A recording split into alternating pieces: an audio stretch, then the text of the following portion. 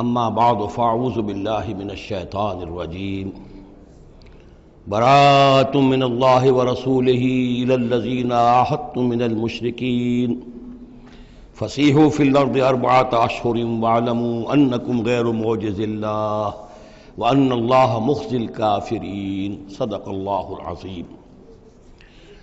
رب اشرح لی صدری ویسر لی امری واحلل عقدۃ من لسانی یفقہوا قولی۔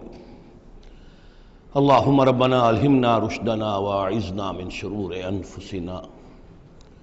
اللہم ارنا الحق حقا وارزقنا اتباعہ وارنا الباطل باطلا وارزقنا اجتنابہ۔ اللہم طہر قلوبنا من النفاق واعمالنا من الرياء، آمین یا رب العالمین۔ اب ہم اللہ کے نام سے سورہ توبہ کا آغاز کر رہے ہیں۔ یہ سورہ مبارکہ تجزیے کے اعتبار سے قرآن حکیم کی مشکل ترین صورت ہے۔ اس میں کئی خطبات ہیں جو مختلف مواقع پر نازل ہوئے ہیں، اور چونکہ قرآن مجید میں یہ چیز محفوظ نہیں ہے کہ کون سا خطبہ کس وقت نازل ہوا، اس کے حوالے سے بڑی تحقیق کی ضرورت ہوتی ہے، اور جن لوگوں نے اتنی تکلیف گوارا نہیں کی ہے وہ بہت سے مغالطوں میں خود بھی مبتلا ہوئے ہیں اور دوسروں کو بھی مبتلا کیا ہے۔ بہرحال پہلی بات تو یہ سمجھیے کہ یہ سورہ مبارکہ دو بڑے بڑے حصوں پر مشتمل ہے۔ پہلا حصہ پہلے 5 رکوعوں پر مشتمل ہے اور دوسرا حصہ 11 رکوعوں پر مشتمل ہے۔ فلسفہ دین اور فلسفہ رسالت کے اعتبار سے ان دونوں حصوں کے مابین فرق یہ ہے کہ نبی اکرم صلی اللہ علیہ وسلم کی بعثت ہوئی تھی، براہ راست بعثت جن میں سے آپ خود تھے، یہ بعثت خصوصی ہے، بعثت خاصہ ہے کہ جو مشرکین عرب کی طرف ہے، بنی اسماعیل کی طرف ہے۔ ایک آپ کی بعثت عمومی ہے پوری نوع انسانی کی طرف۔ آپ دو بعثتوں کے ساتھ مبعوث فرمائے گئے۔ آپ کی جو بعثت خصوصی ہے الی اہل العرب، بنی اسماعیل، مشرکین عرب، چونکہ آپ انہی میں سے تھے اور انہی کی زبان میں آپ نے آخری اتمام حجت کر دیا، لہذا ان کے ضمن میں اللہ تعالیٰ کا جو قدیم قانون ہے رسولوں کے بارے میں کہ اگر کوئی قوم اس کی طرف رسول بھیجا جائے اور وہ اتمام حجت کر دے اور پھر بھی وہ قوم تسلیم نہ کرے تو اس قوم کو ہلاک کر دیا جاتا تھا، عذاب استیصال۔ تو اس قوم کے حق میں تو یہ آخری فیصلہ جو ہے اللہ تعالیٰ کا اسی قانون کے تحت نافذ ہوا۔ اس آخری فیصلے کا جو معاملہ ہے وہ ہے جو پہلے 5 رکوعوں میں آیا ہے۔ یہ حضور صلی اللہ علیہ وسلم کی بعثت خصوصی سے متعلق ہے، اہل عرب کی طرف۔ البتہ چونکہ آپ کی بعثت عمومی ہے پوری نوع انسانی کے لیے، آپ نے جزیرہ نما عرب میں دین کو غالب کر دیا، قائم کر دیا۔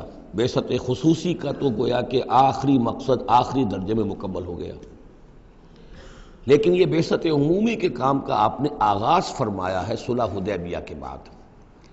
آپ نے 7 ہجری تک کوئی مبلغ، کوئی داعی کہیں باہر نہیں بھیجا، جب تک کہ جزیرہ نما عرب میں اس حد تک کامیابی نہیں ہو گئی کہ قریش نے آپ کو تسلیم کر لیا اور آپ کے ساتھ صلح کی، تو جس کو کہ اللہ تعالیٰ نے انا فتحنا لک فتحا مبینا قرار دیا ہے، اس وقت تک آپ نے اپنی پوری توجہ، آپ نے پورا وقت، اپنی ساری صلاحیتیں، اپنی قوتیں مرکوز رکھی ہیں جزیرہ نما عرب کے اندر۔ البتہ جب اس حد تک کام پورا ہو گیا سن 7 میں، سن 6 میں صلح حدیبیہ ہوئی ہے، تو اس کے بعد آپ نے نامہ بر بھیجے، اپنے خطوط بھیجے، قیصر کے نام بھیجا، کسریٰ کے نام بھیجا، مقوقس کے نام بھیجا، نجاشی بھی اب جو اس وقت تھا، وہ نجاشی جو ایمان لائے تھے فوت ہو چکے تھے، ان کی تو غائبانہ نماز جنازہ بھی حضور نے پڑھائی تھی۔ اب جو نجاشی تھے وہ مسلمان نہیں تھے، ان کے پاس بھی خط گیا۔ ان خطوط کے نتیجے میں سلطنت روما سے ایک ٹکراؤ شروع ہو گیا۔ غزوہ موتا ہوا اور اس کے بعد غزوہ تبوک۔ یہ جو 2 غزوات ہیں ان کا تعلق حضور کی بعثت عمومی سے ہے کہ اب بیرون ملک عرب آپ کی دعوت کا اور آپ کی اقامت دین کی جد و جہد کا دائرہ وسیع ہو رہا ہے۔ تو 11 رکوع اس سورہ مبارکہ کے اس سے بحث کر رہے ہیں، وہ غزوہ تبوک کے گرد ہیں۔ ان میں سے 4 رکوع وہ ہیں کہ جو غزوہ تبوک کے لیے ذہنی تیاری کے لیے، اور اس کے بعد کچھ آیات وہ ہیں کہ جو تبوک جاتے ہوئے اور تبوک سے واپسی پر نازل ہوئیں، اور کچھ حصہ وہ ہے جو تبوک سے واپس آ کر نازل ہوا۔ وہ تو ہے 11 رکوع جو چھٹے سے شروع ہو کر 16ویں تک جائیں گے مسلسل۔ البتہ پہلے 5 رکوع وہ ہیں کہ جن میں اندرون جزیرہ نما عرب، اندرون ملک آپ کی جو مشن تھا اس کی تکمیل کا جو آخری مرحلہ تھا اس کا اعلان ہو رہا ہے۔ اب یہ جو 5 رکوع ہیں ان میں بھی ایک عجیب تقسیم ہے۔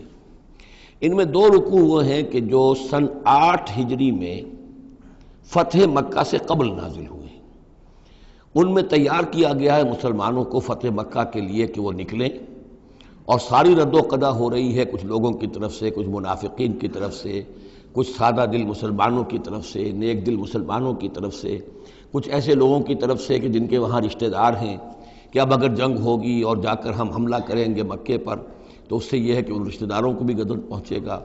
کچھ ایسے مسلمان تھے جن کی فیملیز وہاں تھیں اور انہیں اندیشہ تھا کہ وہ کہیں جب یہ چکی پیسے گی تو کہیں گندم کے ساتھ گھن بھی نہ پیس جائے۔ تو ایک رد و قدا ہے جو ان 2 رکوعوں میں آپ کو ملے گی کہ جو نازل ہوئے ہیں سن 8 میں فتح مکہ سے قبل، اور 3 رکوع وہ ہیں کہ جو نازل ہوئے ہیں سن 9 میں ذی قعدہ کے بعد۔ اور یہ جب کہ فتح مکہ ہو چکا، اس سال حضور نے حج نہیں کیا، پھر اگلے سال آپ نے بھی دوبارہ حج نہیں کیا، لیکن آپ نے ایک قافلہ بھیج دیا تھا کہ وہ جائے، اور اس کے امیر کی حیثیت سے حضرت ابوبکر صدیق رضی اللہ تعالیٰ عنہ تھے امیر الحج۔ لیکن جب وہ قافلہ روانہ ہو چکا تھا ذی قعدہ سن 9 میں، تو پھر وہ آیات نازل ہوئیں کہ جو 3 رکوعوں پر مشتمل ہیں، جن میں آخری اعلان کیا گیا ہے کہ اب آئندہ یہاں کوئی عرب، کوئی مشرک حج کے لیے نہیں آئے گا۔ سن 9 کا حج وہ مشترک تھا، اس میں اہل ایمان بھی تھے اور اہل شرک بھی تھے، مشرکین مکہ بھی تھے، ان کو بھی اجازت تھی۔ اور وہاں اعلان کیا گیا کہ آئندہ مشرکین کے ساتھ اللہ کا کوئی معاہدہ نہیں ہے، اور ایک مہلت دی جا رہی ہے اتنے وقت معین کی، اس کے اندر یا تو وہ اسلام لے آئیں اور یا ان کا قتل عام ہو جائے گا۔ یہ سخت ترین آیات ہے قرآن مجید کی کہ جو اس حصے میں نازل ہوئی ہیں، لیکن اس کا فلسفہ سمجھ لیجئے، یہ قائم مقام ہے اس عذاب استیصال کے جو عذاب قوم نوح پر آیا، قوم ہود پر آیا، قوم صالح پر آیا، قوم شعیب پر آیا، سدوم اور عمورہ کی بستیوں پر آیا، آل فرعون پر آیا۔ وہ اب مشرکین عرب پر اس لیے آنا ضروری تھا کہ ان کی طرف حضور بھیجے گئے، انہی کی زبان میں کتاب اتار دی گئی، ان پہ اتمام حجت ہو گیا، حق مبرہن ہو گیا۔ اب اگر وہ ایمان نہیں لا رہے ہیں تو عذاب استیصال کے مستحق ہو چکے ہیں۔ البتہ یہ کہ انہیں پہلی قسط جو دی گئی عذاب کی وہ تو غزوہ بدر کی شکل میں تھی، اب آخری یہ ہے کہ چیلنج کر دیا گیا کہ اب اتنی مدت کے اندر اگر تم ایمان لے آؤ گے تو تمہاری خیریت ہے، نہیں لاؤ گے تو تمہیں قتل کر دیا جائے گا۔ اور اس میں خود بخود امپلائڈ تھی یہ بات کہ اگر تم نہ ایمان لانا چاہو نہ قتل ہونا چاہو تو جزیرہ نماء عرب کو خیر بات کہہ کے چلے جاؤ، جہاں سینگ سمائے چلے جاؤ، اب عرب میں نہیں رہ سکتے۔ اس جزیرہ نماء عرب کو پاک کر دیا جائے گا شرک سے۔ تو 2 رکوع وہ 3 یہ۔ اب اس میں ایک اور کمپلیکیشن ہے، یہ 2 رکوع پہلے اور 3 رکوع بعد میں، ترتیب زمانی تو یہ ہے، ان 3 رکوعوں کا ایک رکوع پہلے نکال کے لے آیا گیا ہے۔ جیسے میں نے کہا تھا کہ سورہ انفال میں ایک آیت جو تھی کہ جو بڑی اہم تھی اور جو بڑی یوں سمجھیے کہ ایک حساس مسئلے پر تھی کہ مال غنیمت کا کیا ہوگا، اس کو پہلے لے آئے، حالانکہ اس کا اصل حکم، اس کی اصل بحث جو ہے وہ سورت کے اندر چل رہی ہے، جا کے وسط میں آ رہی ہے۔ اسی طریقے سے قرآن کا اسلوب ہے کہ جو خاص بہت اہم شے تھی، اگرچہ وہ ان 3 رکوعوں سے متعلق ہے جو بعد میں نازل ہوئے ہیں، لیکن ان کو پہلے سب سے پہلے صورت میں رکھ دیا گیا ہے۔ تو گویا کہ پہلے 5 رکوع بھی 3 حصوں میں ہیں۔ پہلا رکوع جو 6 آیات پر مشتمل ہے، یہ وہ 6 آیات ہیں جن کو دے کر حضرت علی کو بھیجا حضور نے صلی اللہ علیہ وسلم، وہاں جا کر حج کے اعلان کرو، اعلان عام کر دو میری طرف سے کہ اب مشرکین کے ساتھ کوئی معاہدے نہیں۔ اس کے بعد وہ 2 رکوع ہیں جو ایک سال پہلے جو ہے نازل ہوئے ہیں فتح مکہ سے قبل۔ پھر 2 رکوع وہی ہیں کہ جو ان 6 آیات کے تسلسل میں ہیں جو ذی قعدہ سن 9 ہجری میں نازل ہو رہے ہیں۔ تو یہ 3 حصوں میں پہلے 5 رکوع ہیں، لیکن ان 5 رکوعوں کا تعلق محمد الرسول اللہ صلی اللہ علیہ وسلم کی بعثت خصوصی کا جو تکمیلی مرحلہ ہے در حقیقت اس سے ہے۔ برات من اللہ ورسولہ، اعلان برات ہے، لا تعلقی کا اعلان ہے اللہ اور اس کے رسول کی طرف سے، الی الذین عاہدتم من المشرکین، ان لوگوں کی جانب جن سے اے مسلمانوں تم نے مشرکوں میں سے معاہدے کیے ہیں۔ اللہ کی طرف سے سارے معاہدے ختم۔ البتہ یہ بڑا کیٹیگوریکل سٹیٹمنٹ جو آیا ہے، اس کے بعد اس کے اندر تھوڑی تھوڑی وہ جو ہے تفصیل جب آئے گی تو اس میں رعایتیں دی گئی ہیں، لیکن اعلان ایسا ہے۔ اور اس صورت سے پہلے، یہ واحد صورت ہے قرآن مجید کی جس سے پہلے آیت بسم اللہ نہیں ہوتی، اور اس کا سبب یہ بیان کیا ہے حضرت علی رضی اللہ تعالیٰ عنہ نے کہ یہ صورت تو ننگی تلوار لے کر نازل ہوئی ہے۔ آیت بسم اللہ میں تو اللہ کے نام ہے الرحمن الرحیم، تو یہ صورت جو ہے یہ تو ننگی تلوار لے کر نازل ہوئی ہے۔ اہل شرک کے لیے جو اعلان اس میں کیا گیا ہے کہ ان کو قتل کیا جائے گا، قتل عام ہوگا، تو گویا کہ اس کے مضامین جو ہیں اللہ تعالیٰ کی وہ رحمانیت اور رحیمیت کے ساتھ بظاہر ان کی مناسبت نہیں ہے، اس لیے اس صورت سے قبل آیت بسم اللہ نہیں لکھی جاتی۔ واللہ عالم۔ برات من اللہ ورسولہ الی الذین عاہدتم من المشرکین، اعلان برات ہے، اعلان لا تعلقی ہے اللہ اور اس کے رسول کی طرف سے ان تمام لوگوں سے کہ جن سے مسلمانوں نے معاہدے کیے۔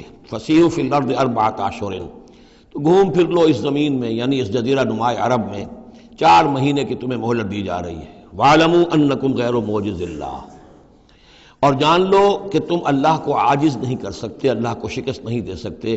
وَأَنَّ اللَّهَ مُخْزِي الْكَافِرِينَ، اور اللہ تعالیٰ کافروں کو رسوا کر کے رہے گا۔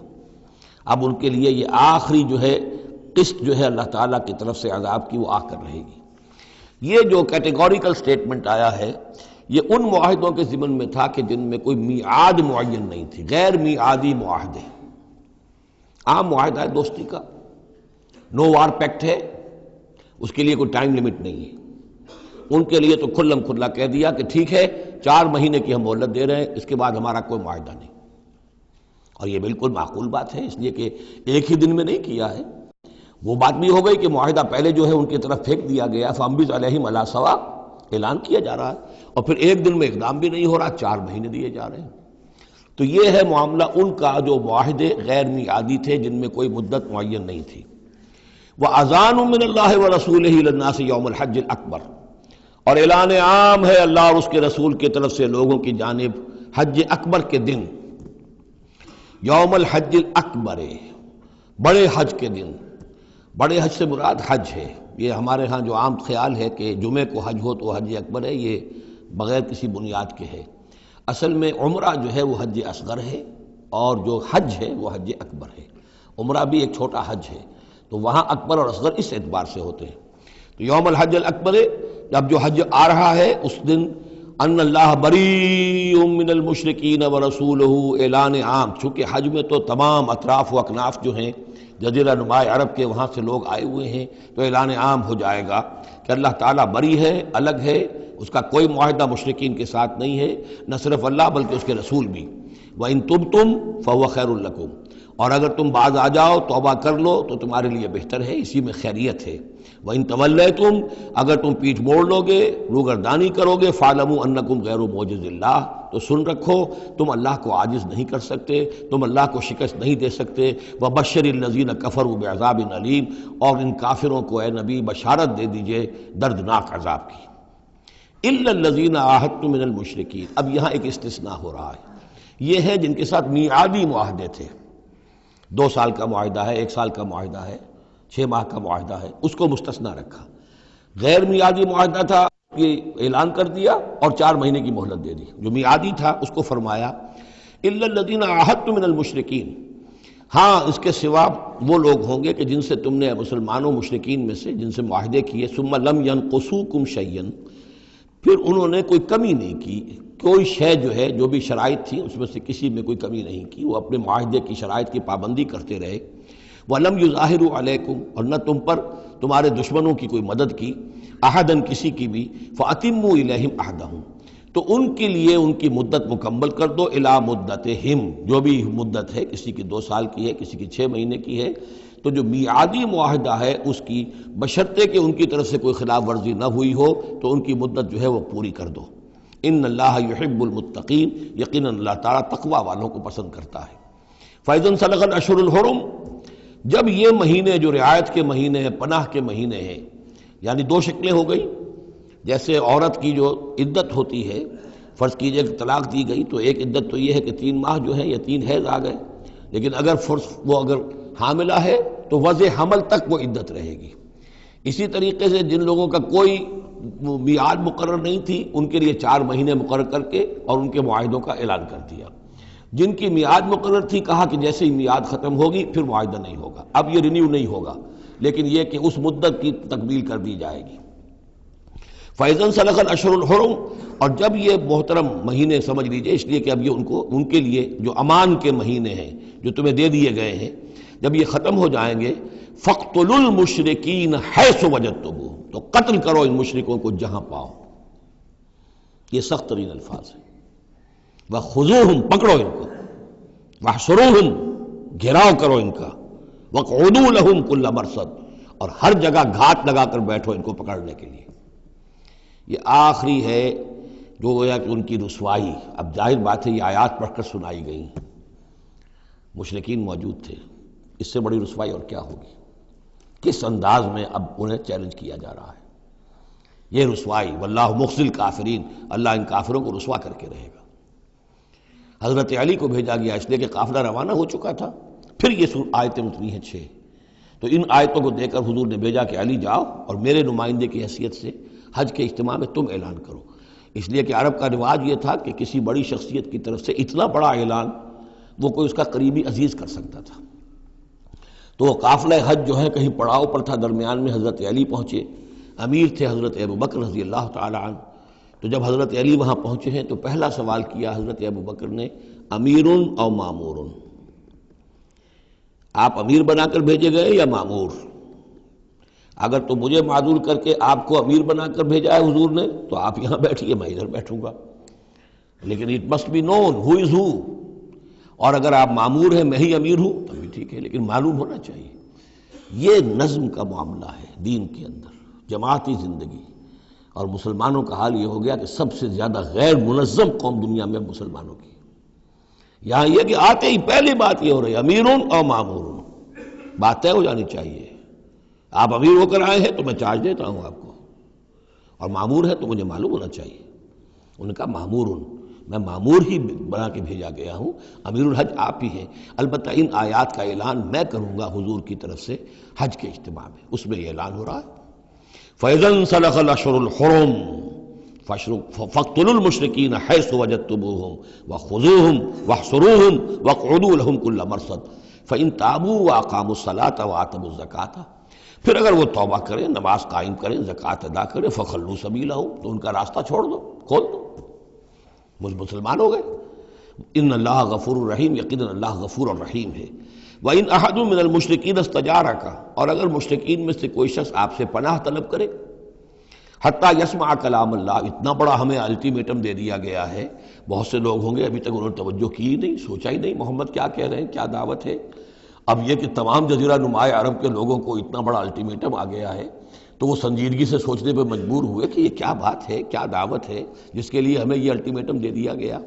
تو اگر ان میں سے کوئی آپ سے امن مانگے، امان مانگے، پناہ طلب کرے تاکہ وہ آپ کے پاس آ کر اللہ کا کلام سنے، حتیٰ یسمع کلام اللہ، یہ آیت میں نے کوٹ کی تھی تعارف قرآن میں کہ قرآن اللہ کا کلام ہے، وہ اس حوالے سے حتیٰ یسمع کلام اللہ، یہاں تک کہ وہ آپ کے پاس آئیں، اللہ کا کلام سنیں، ثم ابلغہ مامنا، پھر انہیں ان کی امن کی جگہ پر پہنچا دیں۔ یہ نہ ہو کہ وہیں کہہ گیا اب کرو فیصلہ، اسلام قبول کرتے ہو کہ نہیں کرتے، ورنہ تمہاری گردن اڑاتے ہیں، نہیں، وہ امان لے کر آیا تھا، کلام اللہ سننا چاہتا تھا، اب فیصلہ وہ جو بھی کرے لیکن اس کو جا کر اپنے گھر اس کے امن کی جگہ تک پہنچا دو۔ ثم ابلغہ مامنا ذالک بانہم قوم لا یعلمون، اور یہ اس لیے کہ یہ لوگ ہیں کہ جو علم نہیں رکھتے، انہیں پتہ ہی نہیں ہے، یہ ابھی تک غافل ہی رہے، انہوں نے سنجیدگی سے سوچا ہی نہیں ہے کہ یہ دعوت کیا ہے۔ یہ 6 آیات جو ہیں ان کا سلسلہ اب جڑے گا چوتھے رکوع کے ساتھ جا کر۔ اب جو دوسرا رکوع اور تیسرا رکوع آ رہے ہیں یہ ہے کہ جو سن 8 ہجری میں فتح مکہ سے قبل نازل ہوئے، اور اس میں مسلمانوں کو آمادہ کیا جا رہا ہے قریش کے خلاف جنگ کرنے کے لیے۔ اگرچہ جنگ بالفعل نہیں ہوئی لیکن کیا معلوم تھا، ممکن ہے خونریزی ہو جائے، ممکن ہے مکے کی گلیاں جو ہیں وہ خون کی ندیاں جو ہیں اس میں بہنے لگیں، سارے اندیشے تھے۔ وہ تو جو ہو گیا وہ تو بعد میں معلوم ہوا کہ کیا ہوا ہے، لیکن بہرحال اس میں جو ریلیکٹنس تھی، کچھ لوگوں میں بربنائے منافقت، کچھ لوگوں میں بربنائے شرافت اور ایک سادہ لوحی، کچھ لوگوں میں اس وجہ سے کہ ان کے اعزاء اور اقربا وہاں تھے اور انہیں اندیشہ یہ تھا کہ کہیں وہ گیہوں کے ساتھ وہ گھن بھی نہ پس جائے۔ کیف یکون للمشرکین عہد عند اللہ وعند رسولہ، اصل میں یوں ذہن میں رکھیے کہ جو صلح حدیبیہ ہوئی تھی اس کو خود قریش کے حلیف قبیلے نے توڑ دیا، اور اب حضور صلی اللہ علیہ وسلم سے سیرت میں آپ نے پڑھا ہی ہوگا کہ ابو سفیان جو سردار ہیں مکے کے، وہ آئے ہیں چل کر یہ درخواست لے کر کہ حضور اس صلح کی تجدید کر دیجئے۔ حضور نے تجدید نہیں کی، سفارشیں بھی کروائیں انہوں نے جو بھی کروا سکتے تھے، حضرت علی سے کوشش کی، اپنی بیٹی حضرت ام حبیبہ رضی اللہ تعالی عنہا وہ حضور کی زوجہ محترمہ تھی، وہاں گئے، انہوں نے بھی مطلب یہ کہ کوئی حوصلہ نہ دیا، بلکہ وہاں تو واقعی اور ہو گیا کہ وہ گئے اپنی بیٹی کے ہاں، حضور کا بستر بچھا ہوا تھا، بیٹھنے لگے تو ام حبیبہ رضی اللہ تعالی عنہا نے فرمایا کہ ابا جان ذرا ٹھہریے، وہ ٹھٹک کر کھڑے رہ گئے تو بستر طے کر دیا، اب بیٹھ جائیے۔ اب یہ سردار قریش، انہوں نے کہا کہ یہ بستر میرے لائق نہیں تھا یا میں اس بستر کے لائق نہیں تھا۔ حضرت ام حبیبہ فرماتی ابا جان آپ اس بستر کے لائق نہیں ہیں، یہ نبی کا بستر ہے اور آپ ناپاک ہیں، آپ مشرک ہیں، تو اب کیا کہیں، ان سے سفارش کرو میری۔ معلوم ہوا کہ وہ ساری گئے تو تھے اس لیے کہ بیٹی سے سفارش کروا دیں گے تو شاید زبان میں نہ کھل سکی ہو، پر اس وقت ہو سکتا ہے کہ بہت سے لوگوں نے یہ چیمے گوئیاں کی ہو کہ دیکھیے اچھی بات نہیں ہے، صلح اچھی بات ہوتی ہے، اب یہ قریش کا سردار آیا ہے، گڑ گڑا رہا ہے، سفارشیں کروا رہا ہے، تو صلح کر لینی چاہیے، کیوں صلح نہیں کر رہے حضور؟ اس کو پس منظر میں رکھیے، تب یہ آیتیں آپ کی سمجھ میں آئیں گی۔ کیف یکون للمشرکین عہد عند اللہ، کیسے ہو سکتا ہے مشرکین کے لیے کوئی عہد اللہ کے نزدیک، وعند رسولہ اور اس کے رسول کے نزدیک، الا الذین عاہدتم من المسجد الحرام، سوائے ان کے کہ جن کے ساتھ تم نے معاہدہ کیا تھا مسجد حرام کے پاس، صلح حدیبیہ، فما استقاموا لکم فاستقیموا لہم، تو جب تک وہ اس پر قائم رہے، سیدھے رہے تمہارے لیے، تم بھی قائم رہو، سیدھے رہو۔ ان اللہ یحب المتقین، لیکن اللہ تعالیٰ متقیوں کو پسند کرتا ہے، یعنی جب تک انہوں نے نہیں توڑا تھا معاہدہ ہم نے بھی پیروی کی، ہم نے اس کی پوری پابندی کی، لیکن یہ کہ اب جب کہ ان کی طرف سے یہ توڑا جا چکا ہے تو اب کوئی دباؤ نہیں ہے، کوئی اخلاقی اصول نہیں ہے کہ لازماً معاہدے کی تجدید کی جائے، اب صورتحال کو دیکھنا ہے۔ حضور کو پورا اندازہ ہو چکا تھا کہ اب ان مشرکین میں اتنا دم نہیں ہے کہ وہ مقابلہ کر سکیں، تو معاہدے کا مطلب کیا ہوتا کہ کفر اور شرک کو ایک فریش لیز آف ایگزسٹنس دے دیا جائے۔ 10 سال کے لیے اگر معاہدہ کریں، 10 سال کے لیے کفر جو ہے ڈنکا بجائے گا مصر کے اندر، فائدہ کیا ہوگا اس حرم کے اندر اور مکے کے اندر، تو حضور کو پورا اندازہ تھا، اس لیے آپ نے تجدید نہیں کی۔ کیف وَإِن يَظْهَرُوا عَلَيْكُمْ، کیسے جبکہ اگر وہ تم پر کہیں قابو پا لیں، غالب آ جائیں، لا يرقبوا منکم الا ولا ذمہ، تو ہرگز لحاظ نہیں کریں گے نہ تمہاری قرابت کا نہ عہد کا، ان کے ہاں تو نہ قرابت کے کوئی معنی ہے نہ معاہدے کے کوئی معنی ہے، معاہدہ جب بھی چاہا توڑ دیا، قرابت داری کے خلاف کیا۔ یرضونکم بافواہہم، جو آئے ہیں صلح کی تجدید کرنے کے لیے اور چاپلوسی کر رہے ہیں، وہ چاہتے ہیں کہ تمہیں راضی کر لیں اپنے منہ سے، وتابا قلوبہم، اب بھی ان کے دل انکاری ہیں، دل اب بھی نہیں مان رہے، واکثرہم فاسقون، اور ان کی اکثریت فاسقین پر مشتمل ہے۔ اشتروا بآیات اللہ ثمنا قلیلا، یہ وہی لوگ ہیں جنہوں نے اللہ کی آیات کو فروخت کیا ہے حقیر سی قیمت کے عوض، اپنی چودراہٹیں، اپنی سیادتیں، حق کو پہچاننے کے باوجود محمد رسول اللہ 13 برس تک ان کے ہاں 12 برس تک دعوت دیتے رہے، انہوں نے قرآن مجید کو رد کیا، فصدوا عن سبیلہ، لوگوں کو روکتے رہے، خود بھی رکے رہے اللہ کے راستے سے، انہم ساء ما کانوا یعملون، بہت ہی برا ہے ان کا عمل جو رہا ہے۔ لا یرقبون فی مومن الا ولا ذمہ، دوبارہ یہ کسی مومن کے حق میں نہ قرابت کا کوئی لحاظ کرتے ہیں نہ کسی عہد اور معاہدے کا کرتے ہیں، وَأُولَٰئِکَ هُمُ الْمُعْتَدُونَ، اور حقیقت میں یہی لوگ ہیں جو حد سے زیادہ تجاوز کرنے والے ہیں۔ فَإِن تَابُوا وَأَقَامُوا الصَّلَاةَ وَآتَوُا الزَّكَاةَ، پھر بھی اللہ نے راستہ کھلا رکھا ہوا ہے، اب بھی کھلی بات ہے کہ اگر وہ توبہ کریں اور نماز قائم کریں اور زکوٰۃ دیں، فَإِخْوَانُكُمْ فِي الدِّينِ،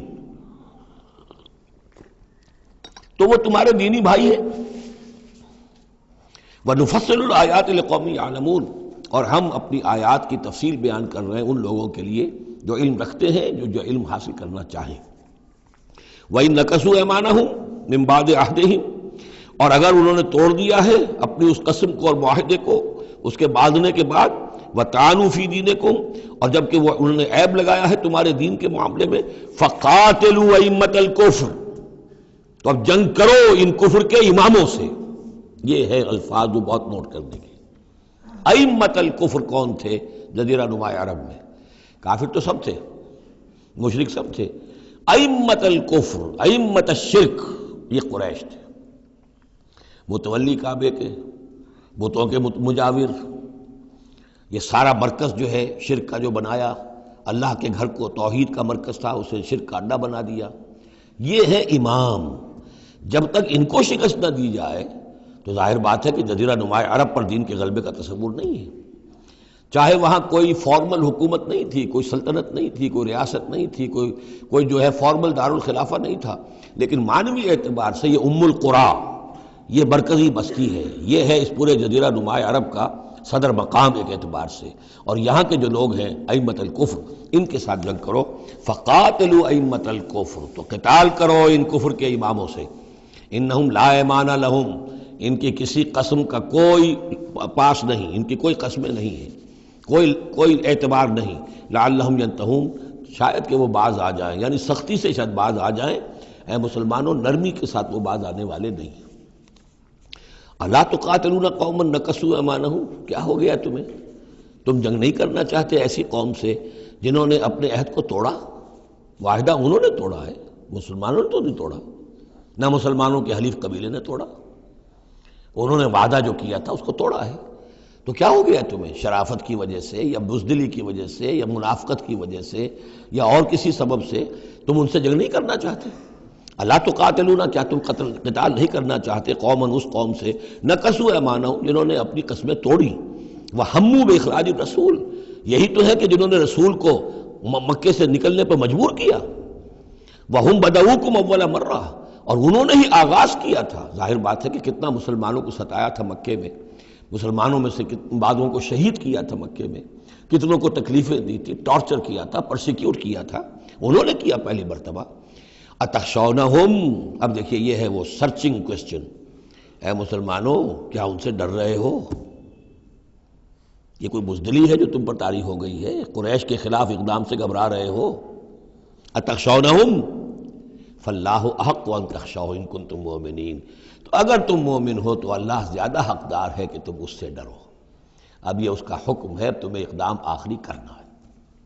قاتلوہم، کرو جنگ ان سے، یعذبہم اللہ بایدیکم، اللہ تعالی عذاب دے گا انہیں تمہارے ہاتھوں، ویخزہم، اور ان کو رسوا کرے گا، وینصرکم علیہم، اور تمہاری مدد کرے گا ان کے خلاف، ویشف صدور قوم مومنین، اور اہل ایمان کے سینوں کو کی جلن کو دور کر دے گا، ٹھنڈک عطا فرمائے گا۔ یعنی اب بھی مکے میں ایسے لوگ تھے کہ جن پر ٹارچر ہو رہا تھا، وہ جو ضعیف تھے، جو نہیں کر سکتے تھے، سفر نہیں کر سکتے تھے، یا خواتین تھیں، تو ان کے اوپر جو بھی ظلم ہو رہے تھے، تو جب ان لوگوں کی اب درگت بنے گی تو ان کے بھی دلوں کو کچھ ٹھنڈک ملے گی، اور ان کو بھی کچھ نہ کچھ ان کے احساسات جو ہیں اس کے اندر کچھ سکون ہوگا۔ وَيُذْهِبْ غَيْظَ قُلُوبِهِمْ، ان کے دلوں میں جو غصہ بھرا ہوا، غم بھرا ہوا، اللہ تعالیٰ اسے نکالے گا۔ وَيَتُوبُ اللَّهُ عَلَىٰ مَن يَشَاءُ، اور اللہ توبہ نصیب کر دے گا جس کو چاہے گا توبہ کی توفیق دے دے گا۔ وَاللَّهُ عَلِيمٌ حَكِيمٌ، اور اللہ تعالیٰ علیم اور حکیم ہے۔ اب تیسری مرتبہ وہ آیت آ گئی ہے قرآن میں، ام حسبتم ان تترکوا، ام حسبتم ان تدخلوا الجنة ولما يأتكم مثل الذين خلوا من قبلكم مستهم البأساء والضراء وزلزلوا حتى يقول الرسول والذين معه متى نصر الله الا ان نصر الله قریب۔ اسی طرح پھر یہ آیت ہے 214 سورہ بقرہ کی، 142 سورہ آل عمران کی، ام حسبتم ان تدخلوا الجنة، اب یہ تیسری مرتبہ ہے، ام حسبتم ان تترکوا، یہ آیت نمبر 16 ہے، 1 اور 6 کو بھی جمع کریں گے تو 7 بنے گا۔ ام حسبتم ان تترکوا، تم چھوڑ دیے جاؤ گے، ولما یعلم اللہ الذین جاہدوا منکم، ابھی تو اللہ نے دیکھا ہی نہیں کون ہے تم میں سے حقیقتاً جہاد کرنے والے۔ دوسری قوموں کے خلاف جہاد کرنا اور تھا، اب اپنی قوم کے خلاف جہاد کرنے کے لیے جانا، ظاہر بات ہے کہ اس کے اندر ایک اور اضافی امتحان ہے جو اللہ تمہارا لے لینا چاہتا ہے۔ وَلَمْ يَتَّخِذُوا مِن دُونِ اللَّهِ وَلَا رَسُولِهِ وَلَا الْمُؤْمِنِينَ وَلِيًّا، اور دیکھ لینا چاہتا ہے اللہ کہ کون ہیں وہ لوگ کہ جو اللہ کے سوا اور اس کے رسول کے سوا اور اہل ایمان کے سوا کسی کے ساتھ دلی تعلق، دلی محبت اور دلی رازداری کا کوئی تعلق نہیں رکھتے۔ یہ رشتے جب تک کٹیں گے نہیں ایمان کی تلوار سے، اس وقت تک تمہارا خلوص جو ہے اللہ کے ساتھ اور دین کے ساتھ وہ کیسے ثابت ہوگا؟ واللہ خبیر بما تعملون، اور جو کچھ تم کر رہے ہو اللہ اس سے باخبر ہے۔ ما کان للمشرکین ان یعمروا مساجد اللہ، ان مشرکوں کا تو یہ حق نہیں ہے کہ وہ آباد کریں اللہ کے گھروں کو۔ یہ مسجد ہے، اللہ کا گھر ہے، یہ بیت اللہ ہے، یہ مشرکین اس کے متولی بنے بیٹھے ہیں، ان کا کوئی حق نہیں ہے۔ یہ توحید کا مرکز ہے بیت اللہ۔ ما کان للمشرکین، نہیں ان کا یہ حق، ان یعمروا مساجد اللہ، یہ متولی بنے بیٹھے ہوئے ہیں اس کے، شاہدین علی انفسہم بالکفر، اپنے اوپر کفر کی گواہی دیتے ہوئے، یعنی اعلانیہ کافر ہیں، مشرک ہیں، اور پھر اس بیت اللہ کے متولی بنے ہوئے۔ اولئک حبطت اعمالہم، ان کے سارے اعمال حبط ہو گئے، یعنی حاجیوں کی خدمت کر دی، پانی پلا دیا، یہ کر دیا، وہ کر دیا، ان کی کوئی حیثیت اللہ کی نگاہ میں نہیں ہے۔ ان کے جو شرک ہے اور کفر ہے اس نے ان کے تمام اعمال حبط کر دیے۔ وفی النار ہم خالدون، اور آگ ہی میں وہ رہیں گے ہمیشہ ہمیشہ۔ انما یعمر مساجد اللہ من آمن باللہ والیوم الآخر، مسجدیں اللہ کی مسجدوں کو آباد کرنا تو ان کا حق ہے جو ایمان لائے اللہ پر اور یوم آخر پر، واقام الصلاۃ، اور نماز قائم کریں، وآت الزکوٰۃ، اور زکوٰۃ ادا کریں، ولم یخش الا اللہ، اور نہ ڈرے کسی سے سوائے اللہ کی۔ فعسیٰ اولئک ان یکونوا من المہتدین، تو ایسے لوگ ہیں کہ جو جن کے بارے میں توقع ہے کہ وہ راہ یاب ہوں گے اور منزل مراد تک پہنچ جائیں گے۔ اجعلتم سقایۃ الحاج و عمارۃ المسجد الحرام کمن آمن باللہ والیوم الآخر، کیا تم نے حاجیوں کو پانی پلانا اور مسجد حرام کو آباد رکھنا اس کو برابر کر دیا ہے اس کے کہ جو شخص ایمان لایا اللہ پر اور یوم آخر پر، وجاہد فی سبیل اللہ، اللہ کی راہ میں جہاد کرے؟ یہ مشرکین مکہ، مشرکین قریش کیا کرتے ہیں؟ ان کا یہی کریڈٹ ان کا کیا ہے کہ جو ہے بیت اللہ کو آباد رکھا ہوا ہے، حاجی آ رہے ہیں تو ان کی خدمت کر رہے ہیں، انہیں دودھ پانی پلا رہے ہیں، تو بس یہ تو کیا یہ چیزیں برابر ہو گئیں ان کے کہ جو ایمان لائے اللہ پر اور یوم آخر پر اور جنہوں نے جہاد کیا اللہ کی راہ میں؟ لا یستوون عند اللہ، یہ دونوں برابر نہیں ہیں اللہ کے نزدیک۔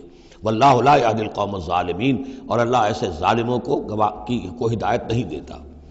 الذین آمنوا وہاجروا وجاہدوا فی سبیل اللہ باموالہم وانفسہم، وہ لوگ جو ایمان لائے، جنہوں نے ہجرت کی، پھر جہاد کیا اللہ کی راہ میں اپنے مالوں سے اور اپنی جانوں سے، اعظم درجۃ من عند اللہ، ان کا بہت بلند و بالا اور بہت عظیم رتبہ ہے اللہ کے نزدیک۔ واولئک هم الفائزون، اور حقیقت میں وہی ہیں کامیاب ہونے والے۔ یبشرہم ربہم برحمت منہ ورضوان، انہیں بشارت دیتا ہے ان کا رب اپنی رحمت، خاص اپنے خزانہ فضل سے رحمت کی، ورضوان، اور رضامندی کی، وجنات لہم فیہا نعیم مقیم، اور ان باغات کی کہ جن کے اندر بہت ہمیشہ رہنے والی نعمتیں ہوں گی، خالدین فیہا ابدا، جن میں وہ رہیں گے ہمیشہ ہمیش۔ ان اللہ عندہ اجر عظیم، یقیناً اللہ تعالیٰ ہی کے پاس بہت بڑا اجر ہے۔ یا ایھا الذین آمنوا لا تتخذوا آباءکم واخوانکم، اب چونکہ کچھ مسلمانوں کو جیسا کہ میں نے عرض کیا یہ ہوگا کہ آخر وہ ہمارے باپ ہیں، وہاں پہ بھائی ہیں، اب یہ جنگ ہوگی، چلیے ابھی تک امید تھی کہ وہ لوگ شاید ایمان لے آئیں تو ہمارے ساتھ ہو جائیں، ابھی تک وہ ایمان نہیں لائے ہیں، اب اگر ادھر سے چڑھائی ہوگی ہمیں جانا پڑے گا، اپنے ہاتھوں جو ہے وہ اپنے رشتہ داروں کو، اپنے بھائی بندوں کو قتل کرنا پڑے گا۔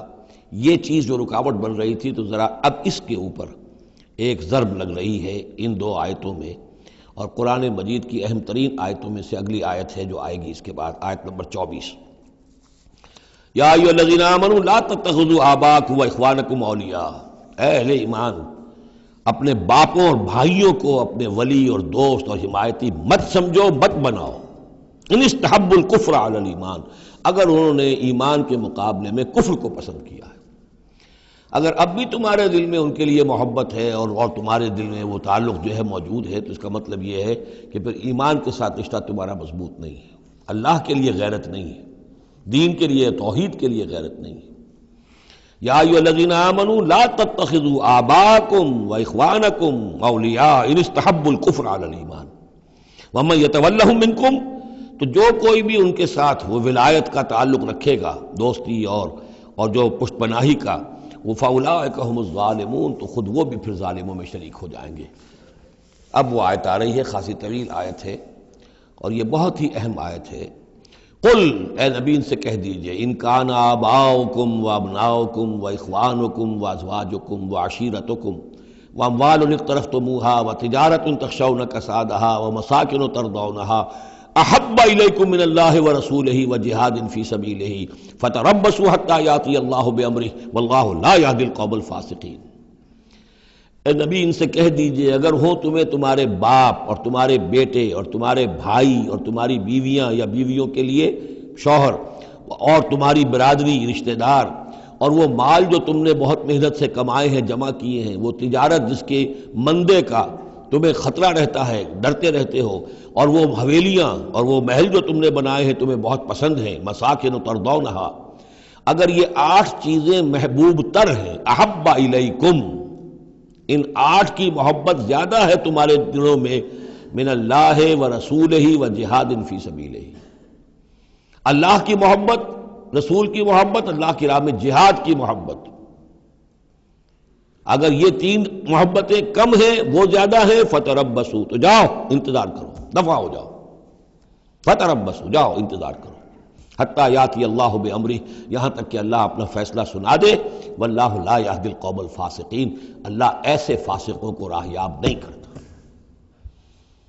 بہت سخت آیت ہے، بہت اہم آیت ہے، بڑی کیٹیگوریکل ہے۔ ہر شخص اپنے باطن میں ایک ترازو نصب کرے، اپنے باطن میں، کسی اور کو نہ ناپیے تولیے، یہ اپنے آپ کو تولیے۔ بل الانسان علی نفسہ بصیرہ، انسان اپنے آپ سے خوب واقف ہے۔ ایک میں ڈالیے پلڑے کے اندر یہ 8 محبتیں، باپوں کی محبت، بیٹوں کی، بھائیوں کی، بیویوں کی یا شوہروں کی، اسپاؤسز کی، یا اس کے بعد رشتہ داروں کی، اور 3 شکلیں ہیں مال کی، وہ مال جو جمع کیا ہے، اور وہ تجارت جو بڑی محنت سے جمائی ہے، اس کا مندے کا اندیشہ رہتا ہے، اور وہ گھر بنائے ہیں، محل بنائے ہیں، کوٹھیاں بنائی ہیں، ولاز بنائے ہیں، بڑے ان کو سجایا ہے، ڈیکوریٹ کیا ہے۔ اگر ان 8 چیزوں کی محبت تمہارے دل میں زیادہ ہے، اللہ کی محبت، اس کے رسول کی محبت، اللہ کی راہ میں جہاد کی محبت سے، یہاں یہ تیسری چیز ہے کانکریٹ۔ پہلی 2 تو آپ کہہ سکتے ہیں میرے دل میں بڑی محبت ہے، آپ کو کیا پتہ، ٹھیک ہے بھائی، ہو سکتا ہے ٹنوں محبت ہو اللہ کی آپ کے دل میں، اور رسول کا بھی عشق ہو سکتا ہے کہ ٹنوں ہو آپ کے دل میں، لیکن تیسری محبت تو نظر آ جائے گی، اللہ کی راہ میں جہاد کی محبت کتنی ہے۔ اگر یہ 3 محبتیں ہلکی ہیں، وہ پڑنا بھاری ہے، فتربصوا حتی یاتی اللہ بامرہ، تو جاؤ انتظار کرو یہاں تک کہ اللہ اپنا فیصلہ سنا دے، اور اللہ ایسے فاسقوں کو، ایسے ناہنجاروں کو، ایسے سرکشوں کو اللہ تعالی ہدایت نہیں دیتا۔ یہ سیلف اسیسمنٹ سکیم ہے، ہر شخص خود اپنا جائزہ لے، کہاں کھڑا ہے، اس کی allocation of time, allocation of energies, اپنی صلاحیتیں کہاں لگا رہا ہے، کہاں کھپا رہا ہے، کس کام میں لگا رہا ہے۔ اسی کو پھر علامہ اقبال نے ایک شعر میں جمع کر دیا ہے، یہ مال و دولت دنیا، یہ رشتہ و پیوند، بتان وہم و گما، لا الہ الا اللہ۔ مال و دولت دنیا کی 3 شکلیں، دولت جیسے بھی ہو، ایسٹس ہوں، بینک بیلنس ہو، سٹاکس ہوں، جو بھی ہو، یہ مال و دولت دنیا۔ نمبر 2 جائیداد ہے، نمبر 3 بزنس ہے یا کیریئر ہے، پروفیشن ہے، اور رشتہ و پیوند جو سب سے قریبی ہو سکتے ہیں، باپ، بیٹا، بھائی اور سپاؤس، اور جو بھی اور رشتہ دار ہیں۔ یہ مال و دولت دنیا، یہ رشتہ و پیوند، بتان وہم و گما، یہ صرف بت ہیں، ہمارے اپنے وہم کے، توہم کے، ان کی کوئی حقیقت نہیں ہے۔ بتان وہم و گما، لا الہ الا اللہ۔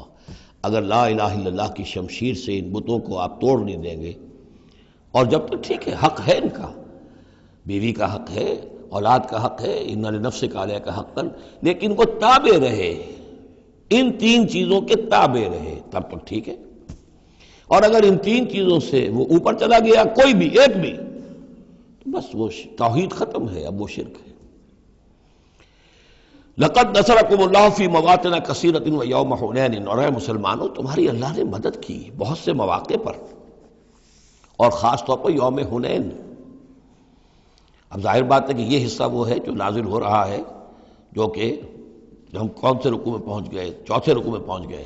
تو چوتھا اور پانچواں پھر وہ ہے جو ذی قعدہ سن 9 میں نازل ہو رہا ہے. تیسرا رکوع جہاں ختم ہوا وہ 2 رکوع ختم ہو گئے کہ جو قریش پر حملے کے ضمن میں اور مکے کی طرف اقدام کے ضمن میں جو رد و قدا ہو رہی تھی، اور وہ فتح مکہ سے پہلے نازل ہوئے سن 8 ہجری میں، رمضان سے قبل. اب یہ پھر وہی سلسلہ جڑ گیا جو 6 آیتیں ہم پہلے پڑھائے ہیں ذی قعدہ سن 9 ہجری میں جو نازل ہوئی اسی کے ساتھ. اب ظاہر بات ہے کہ اس وقت جو ہے غزوہ حنین بھی ہو چکا تھا. لقد نصرکم اللہ فی مواطن کثیرۃ، اللہ نے تمہاری مدد کی ہے مسلمانوں بہت سے مواقع پر. ویوم حنین، حنین کے دن بھی کی. اذ اعجبتکم کثرتکم، جب کہ تمہیں اپنی کثرت پر ناز ہو گیا تھا. اب یہ بھی یہ نہ سمجھیے کہ سب مسلمانوں کو ہو گیا تھا. حضور جب فتح مکہ کے وقت آئے ہیں مکے میں تو 10,000 مسلمان آپ کے ساتھ تھے. پھر اس کے بعد آپ نے جب طائف پر حملے کا فیصلہ کیا اور اس کے بعد آپ میدان میں نکلے اور حنین کی جنگ ہوئی ہے تو 12,000 کا لشکر آپ کے ساتھ تھا. 10,000 وہ تھے اور 2,000 یا تو وہ لوگ تھے جو فتح مکہ کے بعد ایمان لائے، 9 مسلم سمجھ لیجئے اسی وقت جو ایمان لائے، اور یا ابھی وہ مشرک ہی تھے لیکن چونکہ اب وہ رعایا ہو گئے مسلمانوں کی تو وہ بھی گویا کہ شریک تھے اس میں ان کے خادموں اور معاونین کی حیثیت سے. 12,000 کا یہ لشکر جب گزر رہا تھا ایک وادی سے، اور اس وادی کے دونوں طرف پہاڑیاں تھیں، تو جو تیر انداز تھے اور وہ بہت ہی نشانے والے لوگ تھے تو انہوں نے مورچے بنا رکھے تھے پہاڑیوں کے اوپر، ان کے اوپر سے تیروں کی بوچھاڑ آئی ہے. تو یہ نشیب میں ہے، وادی میں ہے، اوپر سے بیراج آ رہا ہے، اس کے نتیجے میں بھگدڑ مچ گئی. بعض روایات میں تو آتا ہے کہ حضور کے ساتھ صرف 30-40 آدمی رہ گئے. علامہ شبلی نے یہی لکھا ہے 30-40 آدمی رہ گئے. لیکن سید سلیمان ندوی نے پھر اپنے استاد سے اختلاف کرتے ہوئے اسی میں سیرت النبی میں نوٹ دیا کہ نہیں، 300-400 آدمی رہ گئے تھے. لیکن 300-400 آدمی بھی رہ جائیں 12,000 میں سے تو بھگدڑ بہت بڑی. اس وقت پھر حضور خود اپنی سواری سے اترے ہیں، علم اپنے ہاتھ میں لیا ہے، رجز آپ نے پڑھا ہے، انا النبی لا کذب انا ابن عبد المطلب، میں نبی ہوں اس میں کوئی شک نہیں، چاہے یہ 12,000 میرا ساتھ دے تب بھی نبی ہوں، کوئی ساتھ نہ دے تب بھی نبی ہوں، اور میں عبد المطلب کا بیٹا یعنی پوتا میدان میں موجود ہوں. اس پر پھر یہ کہ آپ نے لوگوں سے کہا کہ پکارو الیہ یا عباد اللہ، الیہ یا اصحاب الشجرہ، الیہ یا اصحاب البدر، کہاں جا رہے ہو اے بدریوں، کہاں جا رہے ہو اے جو صلح حدیبیہ کے وقت جنہوں نے مجھ سے بیعت کی تھی موت کی، بیعت رضوان، کہاں جا رہے ہو؟ پھر لوگ پلٹے ہیں، پھر فتح ہو گئی. اذ اعجبتکم کثرتکم، جب کہ تمہیں اپنی کثرت پر ناز ہو گیا تھا، فلم تغن عنکم شیئا، تو وہ کثرت تمہیں کچھ نہ بچا سکی، کچھ کام نہ آ سکی تمہارے. وضاقت علیکم الارض بما رحبت، اور تم پر زمین اپنی پوری فراخی کے باوجود تنگ آ گئی، تنگ پڑ گئی، تنگ ہو گئی. ثم ولیتم مدبرین، اور پھر تم پیچھے پیٹھ موڑ کر بھاگے. ثم انزل اللہ سکینتہ علی رسولہ، پھر اللہ نے نازل فرمایا اپنی طرف سے سکون اور تسکین اپنے رسول پر، وعلی المومنین، اور اہل ایمان پر. وانزل جنودا لم تروها، اور اس وقت بھی اللہ نے ایسے لشکر بھی اتارے جنہیں تم نے نہیں دیکھا. وعذب الذین کفروا، اور عذاب دیا کافروں کو. وذالک جزاء الکافرین، اور یقیناً یہ کافروں کا بدلہ یہی ہے. ثم یتوب اللہ من بعد ذلک علی من یشاء، پھر اس کے بعد بھی اللہ تعالیٰ توبہ نصیب فرما دے گا اپنے بندوں میں سے جس کو چاہے گا. اللہ غفور اور رحیم ہے. یا ایھا الذین آمنوا انما المشرکون نجس فلا یقربوا المسجد الحرام بعد عامهم ھذا، اہل ایمان یہ مشرک ناپاک ہیں، پلید ہیں، تو اب یہ اس سال کے بعد مسجد حرام کے قریب نہ پھٹکنے پائیں. سن 9 کا حج جو ہے کھلا تھا مشرکین کے لیے بھی اور اہل ایمان بھی گئے. حضرت ابو بکر کی زیر امارت قافلہ حج مدینے سے گیا، حضور نہیں گئے. اسی میں اعلان یہ بھی کر دیا گیا اب آئندہ سال سے کوئی مشرک قریب نہیں آ سکے گا، نہ بیت اللہ کے، بیت الحرام کے، نہ حج کے لیے آ سکے گا. لا یقرب المسجد الحرام بعد عامہم ھذا، اس سال کے بعد اب وہ قریب نہ پھٹکے مسجد حرام کے. وَإِنْ خِفْتُمْ عَيْلَةً، اب اندازہ ہوا ہوگا کہ یہ تو آتے تھے لوگ تو ہماری آمدنی ہوتی تھی، حاجی آتے تھے، قربانیاں کرتے تھے، کچھ اور نظریں چڑھاتے تھے، چڑھاوے چڑھاتے تھے تو ہماری آمدنی ہوتی تھی. وَإِنْ خِفْتُمْ عَيْلَةً، اگر تمہیں فقر کا اندیشہ ہو، فَسَوْفَ يُغْنِيكُمُ اللَّهُ مِنْ فَضْلِهِ، تو عنقریب اللہ تعالیٰ تمہیں غنی کر دے گا اپنے فضل سے انشاء، اگر وہ چاہے گا. ان اللہ علیم الحکیم، یعنی اتنی آئیں گی غنیمتیں تمہارے پاس کہ تم سے سنبھالی نہیں جائیں گی. حضور کے انتقال کے بعد چند سال کے اندر اندر سلطنت فارس اور سلطنت روما اور وہاں سے جو سیلاب آیا ہے مال غنیمت کا، تو حضور نے تو یہی فرمایا تھا کہ اے مسلمانوں، اس دنیا سے جاتے ہوئے آپ نے فرمایا تھا کہ مجھے تم پر فقر کا اندیشہ نہیں ہے، مجھے تو اندیشہ اب یہ ہے کہ تم پر دولت کے انبار آ جائیں گے تمہارے قدموں میں، اور پھر تم اس دولت کی وجہ سے ایک دوسرے کی گردنیں مارو گے۔ ان اللہ علیم الحکیم قاتل الذین لا یؤمنون باللہ ولا بالیوم الآخر ولا یحرمون ما حرم اللہ ورسولہ ولا یدینون دین الحق من الذین اوتوا الکتاب حتی یعطوا الجزیۃ عن ید وہم صاغرون۔ یہ آیت بھی فلسفہ دین کے اعتبار سے بہت اہم ہے۔ جنگ کرو ان لوگوں سے جو نہ ایمان رکھتے ہیں اللہ پر نہ یوم آخر پر، جو حرام نہیں ٹھہراتے جس کو اللہ اور اس کے رسول نے حرام ٹھہرایا، اور نہ قبول کرتے ہیں دین حق کی تابع داری من الذین اوتوا الکتاب، ان لوگوں میں سے کہ جن کو کتاب دی گئی تھی، حتی یعطوا الجزیۃ عن ید وہم صاغرون، یہاں تک کہ وہ اپنے ہاتھ سے جزیہ پیش کریں اور چھوٹے ہو جائیں، نیچے رہیں، تابع ہو جائیں۔ یہ فرق ہے جو کیا گیا ہے۔ مشرکین عرب کے لیے تو کوئی آپشن نہیں تھا، یا ایمان لاؤ یا گردن مار دی جائے گی، اس لیے کہ ان میں سے تھے حضور صلی اللہ علیہ وسلم، ان پر اتمام حجت بدرجہ آخر ہو گیا۔ لیکن یہ کہ باقی لوگوں کے لیے، نصارہ اور یہود کے لیے بھی، اور اسی کے تابع بقیہ پوری نوع انسانی ہے، تمام انسان، پھر فارس کے لوگ تھے یا ہندوستان کے لوگ تھے یا اور تھے، ان سب کے لیے قانون یہی رہا ہے۔ کسی کے لیے یہ چیلنج نہیں ہے کہ تم یا ایمان لاؤ یا قتل کر دیے جاؤ گے، اس کے بعد کسی کے لیے نہیں۔ یہ خاص وقت تھا اس قوم کے لیے اس عذاب کا کہ جس قوم نے ایک رسول کی دعوت کو رد کیا تھا۔ اب اس کے بعد کوئی رسول ہے بھی نہیں، موجود نہیں ہے، بنفس نفیس تو موجود نہیں ہے، معنوی طور پر ہے، وہ واقعتاً جو ہے مادی طور پر تو نہیں ہے۔ اس حوالے سے بقیہ پوری نوع انسانی کا معاملہ کیا ہے؟ ان کے سامنے یہ ہے کہ قتال ان سے بھی کیا جائے گا، جنگ ان سے بھی کی جائے گی، یہاں تک کہ وہ تابع ہو جائیں، اللہ کے دین کی بالادستی کو قبول کر لیں، لیکن اس کے نیچے وہ یہودی رہیں، وہ مجوسی رہیں، وہ ہندو رہیں، وہ سکھ رہیں، وہ پارسی رہیں، وہ جو بھی چاہیں رہیں، انڈیویجول کو کسی کو اسلام لانے پہ مجبور نہیں کیا جائے گا، اور یہ نہیں ہوگا کہ گردن اڑا دی جائے گی یا اسلام لاؤ۔ وہ معاملہ تھا مشرکین عرب کے لیے۔ یہ جو زمین و آسمان کا فرق، اس کو اچھی طرح سمجھ لیجئے۔ یہی وجہ ہے کہ پھر جب دور صحابہ میں اور دور خلافت راشدہ میں فوجیں نکلی ہیں صحابہ کی، تو 3 آپشنز دیتے تھے وہ۔ ایمان لے آؤ، تم ہمارے برابر کے ہو جاؤ گے، تمہارے حقوق ہمارے حقوق برابر، ہم یہ بھی نہیں کہیں گے ہم سینئر ہیں تم جونیئر ہو، تمہارے حق کم ہو، برابر، بالکل برابر۔ اگر ایمان نہیں لاتے، تابع داری اختیار کرو، جزیہ دو، اور اسلامی ریاست کی بالادستی قبول کرو، پھر تم یہودی رہو، مجوسی رہو، عیسائی رہو، نصرانی رہو، جو چاہو رہو، ہندو رہو، بدھ مت کے رہو، جو چاہو رہو۔ اگر یہ بھی نہیں گوارا، گویا کہ تم باطل کے نظام کو قائم رکھنا چاہتے ہو، تو پھر تیسرا آلٹرنیٹو تلوار آئے گی میرے اور ہمارے تمہارے درمیان فیصلہ کرے گی، آ جاؤ میدان جنگ میں۔ 3 آپشنز ان کے لیے، مشرکین عرب کے لیے بھی 3 آپشن بن گئے تھے 2 ہی، یا ایمان لاؤ یا قتل کر دیے جاؤ گے۔ تیسرا آپشن یہ تھا کہ جزیرہ نما عرب چھوڑ کر جہاں چاہو بھاگ جاؤ، یہاں نہیں رہ سکتے ہو، لیکن یہ اس میں امپلائڈ تھا نہیں، کلیئر نہیں تھا، اسپیلٹ آؤٹ نہیں تھا۔ لیکن ان کے لیے یہ دوسرا آپشن تھا، قاتل الذین لا یؤمنون باللہ، قتال کرو ان سے جو ایمان نہیں رکھتے اللہ پر نہ یوم آخر پر، ولا یحرمون ما حرم اللہ ورسولہ، نہ حرام ٹھہراتے ہیں اور سمجھتے ہیں ان چیزوں کو جو اللہ اور اس کے رسول نے حرام کی ہیں، ولا یدینون دین الحق، اور نہ دین حق کو قبول کرنے کے لیے اور اس کی تابع داری کرنے کے لیے تیار ہیں، من الذین اوتوا الکتاب، اہل کتاب میں سے، ان سے بھی جنگ کرو، حتی یعطوا الجزیۃ عن ید، یہاں تک کہ وہ دیں جزیہ ہاتھ سے، وہم صاغرون، اور چھوٹے ہو کر رہے، اسلام کی بالادستی قبول کریں۔ وقالت الیہود عزیر ابن اللہ، اور یہودیوں نے یہ اعتقاد گھڑ لیا تھا کہ عزیر اللہ کے بیٹے ہیں۔ وقالت النصارى المسیح ابن اللہ، اور نصارہ نے یہ عقیدہ گھڑ لیا کہ مسیح اللہ کے بیٹے ہیں۔ ذالک قولہم بافواہہم، یہ ان کے منہ سے باتیں ہیں جو نکلی ہیں، ان کی کوئی حقیقت نہیں ہے۔ یضاہئون قول الذین کفروا من قبل، یہ ریس کر رہے ہیں، نقل کر رہے ہیں ان لوگوں کی باتوں کی کہ جو ان سے پہلے جنہوں نے کفر کیا تھا۔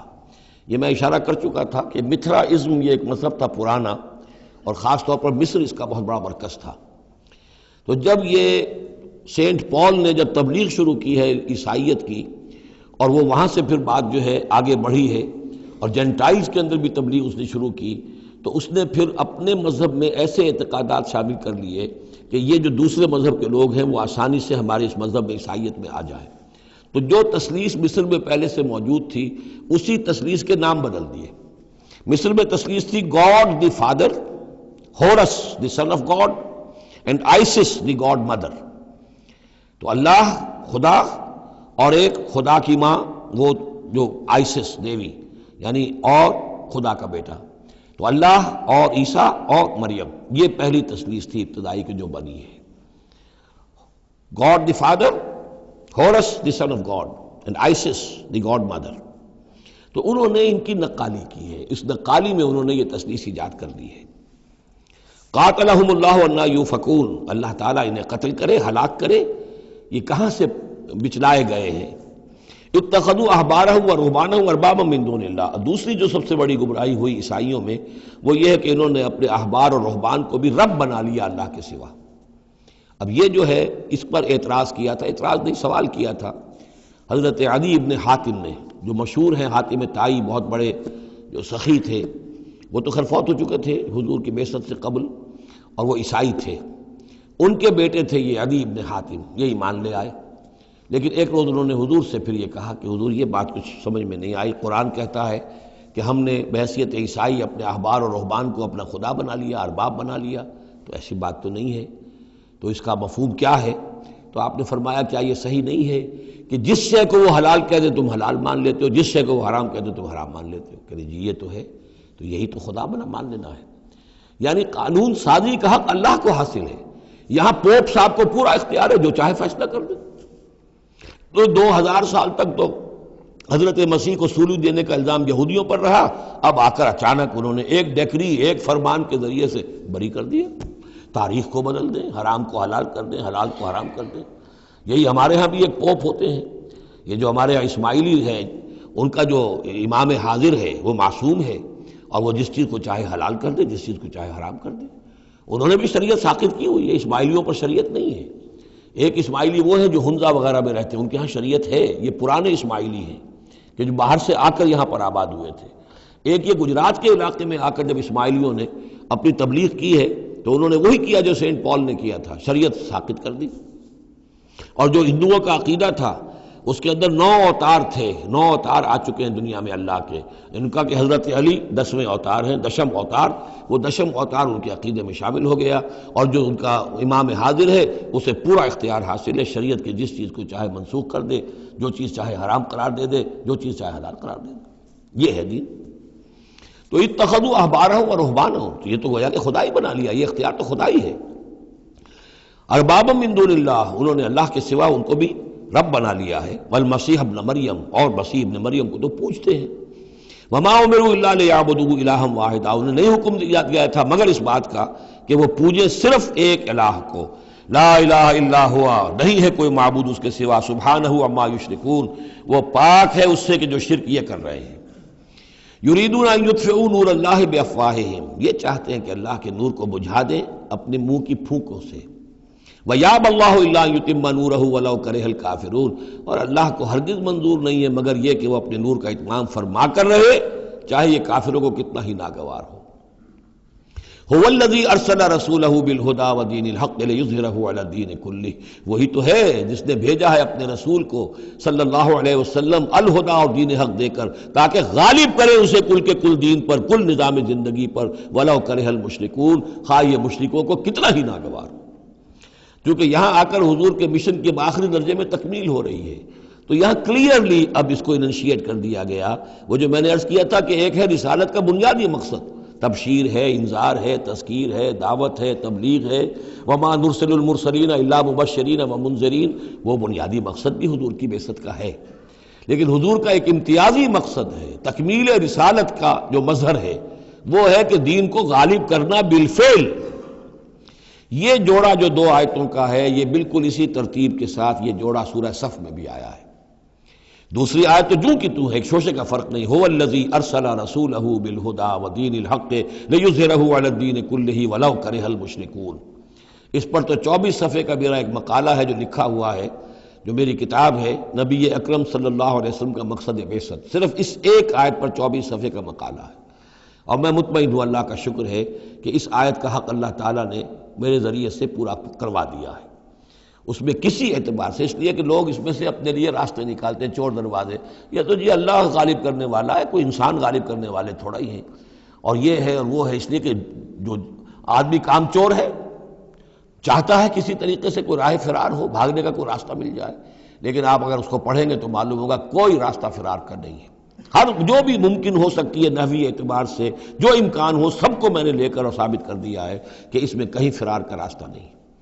البتہ پہلی آیت میں تھوڑا سا فرق ہے، وہ آیت جو ہے وہاں ہے یریدون لیطفئوا، یہاں ہے ان یطفئوا، بس اتنا فرق ہے۔ بے افواہہم یریدون لیطفئوا نور اللہ بے افواہہم، یریدون ان یطفئوا نور اللہ بے افواہہم، وہاں ہے واللہ متم نورہ ولو کرہ الکافرون، یہاں ہے ویابی اللہ الا یتم نورہ ولو کرہ الکافرون۔ یہ تو چاہتے ہیں کہ اپنے منہ کی پھونکوں سے، جس کو کہ پھر مولانا ظفر علی خان نے خوب اس کی تعبیر کی ہے، نور خدا ہے کفر کی حرکت پہ خندہ زن، پھونکوں سے یہ چراغ بجھایا نہ جائے گا۔ تو یہ جو چاہتے ہیں کہ اپنی منہ کی پھونکوں سے، اور اس میں ایک طرح کا طنز ہے، یہودی چونکہ سامنے آ کر مقابلہ نہیں کر رہے تھے تو یہ ایسے تھا کہ منہ کی پھونکوں سے بجھانا چاہ رہے ہیں، صرف سازشیں ہیں ان کی، اور جو بھی یہ کر رہے ہیں کبھی سامنے آ کر انہوں نے جنگ نہیں کی۔ یریدون ان یطفئوا نور اللہ بافواہہم واللہ متم ویابی اللہ الا یتم نورہ ولو کرہ الکافرون هو الذی ارسل رسولہ بالہدی ودین الحق لیظہرہ علی الدین کلہ ولو کرہ المشرکون یا ایھا الذین آمنوا ان کثیرا من الاحبار والرہبان لیأکلون اموال الناس بالباطل ویصدون عن سبیل اللہ والذین یکنزون الذہب والفضة ولا ينفقونها فی سبیل اللہ فبشرہم بعذاب علیم۔ یہ آیت بھی بہت اہم ہے، اس لیے کہ جو مسلمان امتوں کے اندر علماء اور احبار اور صوفیاء، یا آپ ایک لفظ استعمال کریں مذہبی پیشوا، جو بھی ایک طبقہ بن جاتا ہے، اگر ان میں دنیا کی محبت اور مال کی محبت آ جائے، ایک عام کاروباری آدمی ہے، دنیا کا کاروبار کرتا ہے، اب ظاہر بات ہے حلال ذریعے سے کما رہا ہے، اچھا کھائے اچھا پہنے، ٹھیک ہے، کوئی جائیداد بھی بناتا ہے، کوئی حرام کام نہیں ہے، اس کی اولاد کو منتقل ہو جائے گی، لیکن یہ کہ جو شخص دین کی خدمت میں لگا ہوا ہے، اب اسے فرض کیجئے کوئی ہدیہ دے رہا ہے، کوئی اس کو اگر فرض کیجئے تحفہ دے رہا ہے یا کسی طریقے سے، تو دین کے لیے دے رہا ہے۔ اگر یہ لوگ بھی اپنے پاس دولت جمع کریں، اگر یہ اپنی جائیدادیں بنائیں، تو یہ بدترین انسان ہے آسمان کی چھت کے نیچے کے۔ یہ سمجھ لیجیے اچھی بات، عام آدمی کے لیے قانون اور ہوگا۔ اس حدیث کو ذہن میں لے آئیے، حضور نے فرمایا یوشک ان یاتی علی الناس زمان، مجھے اندیشہ ہے لوگوں پر ایک وقت ایسا آ جائے گا، کیسا آ جائے گا؟ لا یبقى من الاسلام الا اسمہ، اسلام میں سے اس کے نام کے سوا کچھ نہیں بچے گا۔ ولا یبقى من القرآن الا رسمہ، قرآن میں سے اس کے رسم الخط کے سوا کچھ نہیں بچے گا۔ مساجدہم عامرۃ، ان کی مسجدیں آباد بہت ہوں گی، شاندار ہوں گی، وہی خراب من الہدیٰ، ہدایت سے خالی ہوں گی۔ وعلماؤہم شر الناس تحت ادیم السماء، اور ان کے علماء آسمان کی چھت کے نیچے کے بدترین انسان ہوں گے۔ من عندہم تخرج الفتنۃ وفیہم تعود، انہی میں سے فتنہ برآمد ہوگا، انہی میں گھس جائے گا۔ تو یا ایھا الذین آمنوا، اہل ایمان، ان کثیرا من الاحبار والرہبان، یقیناً بہت سے علماء اور درویش، لیاکلون اموال الناس بالباطل، وہ لوگوں کے مال ہڑپ کرتے ہیں باطل طریقے سے، ویصدون عن سبیل اللہ، اور وہ روکتے ہیں لوگوں کو اللہ کے راستے سے، والذین، اور کوئی نئی دعوت اٹھی ہے، کوئی اللہ کا بندہ جو ہے لوگوں کو دین کی طرف بلا رہا ہے، یہ اپنی مسندیں جب خطرے میں دیکھتے ہیں تو نہیں چاہیں گے کہ ہمارے عقیدت مند جو ہے وہ کسی بھی ایسی دعوت کی طرف رخ کریں اور متوجہ ہو جائیں۔ ان کی جائیدادیں بن رہی ہیں، بڑے بڑے ایسٹس بنا رہے ہیں، جب مرتے ہیں تو چھوڑ کر جائیدادیں جاتے ہیں، ان کی اولادوں کے پھر آپس میں مقدمے ہوتے ہیں، جھگڑے ہوتے ہیں۔ فرمایا والذین یکنزون الذہب والفضة، اور وہ لوگ کہ جو دفینے بناتے ہیں، جمع کرتے ہیں اپنے پاس سونا اور چاندی، ولا ينفقونها فی سبیل اللہ، اور وہ خرچ نہیں کرتے اس کو اللہ کی راہ میں، فبشرہم بعذاب علیم، تو ان کو بشارت دے دیجیے عذاب علیم کی، دردناک عذاب کی۔ یوم یحمى علیہا فی نار جہنم، جس دن کہ ان کو تپایا جائے گا ان چیزوں کو جہنم کی آگ میں، فتکویٰ بہا جباہہم، اور اسی سونے اور چاندی کو تپا تپا کر اس سے پھر داغے جائیں گے ان کے ماتھے بھی، وجنوبہم اور ان کے پہلو بھی، وظہورہم اور ان کی پیٹھیں بھی، ھذا ما کنزتم لانفسکم یہ ہے جو تم نے کنز کیا تھا اپنے لیے، جو دولت جمع کی تھی، جو خزانے بنائے تھے، فذوقوا ما کنتم تکنزون تو اب مزہ چکھو اس کا جو تم نے کنز بنایا تھا۔ اس آیت کے بارے میں بعض باتیں اور بھی ہیں، انشاءاللہ وہ پھر اگلے نشست میں بیان کروں گا۔ بارک اللہ لی ولکم فی القرآن العظیم ونفعنی وإیاکم بالآیات والذکر الحکیم۔